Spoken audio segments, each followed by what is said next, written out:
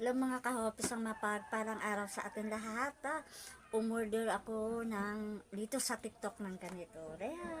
Taren! Na chocolate. Ang sarap niya.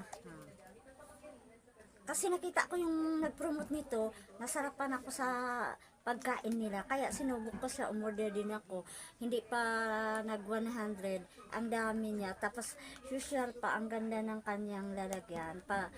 Ganda ng lalagyan niya, pwede mo siya magagamit pag nag-ubos na yung tsokolate mga kahopa.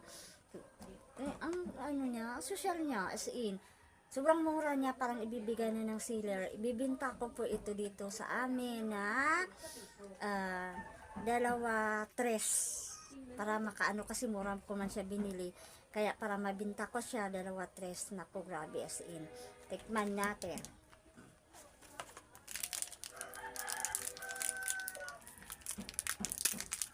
Tikman natin ang tsokolate na ito.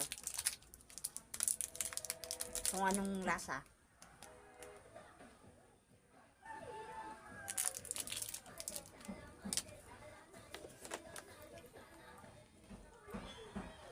Ang sarap niya. Yung hindi siya matamis. Basta iba yung lasa niya. Hindi siya matamis, hindi makakasakit ng ngipin. Basta iba yung lasa niya, iba yung pagka-tsokolate niya. Hindi pareha ng ibang tsokolate na sobrang tamis. Ito hindi. May pagka kukwa. Yung nilalagay sa sampurado, parang ganun yung lasa niya. Basta iba yung lasa niya, sobrang sarap niya. Kasi hindi siya matamis, hindi. Kaya pala mabinta ito sa mga bata. Mas ibibinta ko naman siya na 2 tres. Kawawa naman yung mga bata. Hello mga kahop, yun ang mga batang customer ko sa tsokolate na sobrang sarap daw. Ano ang lasa ng tsokolate?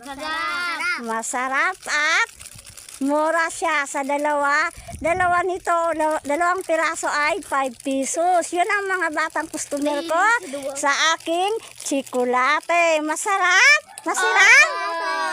Masiram daw siya. Sa Bicol kasi pag masiram, masarap.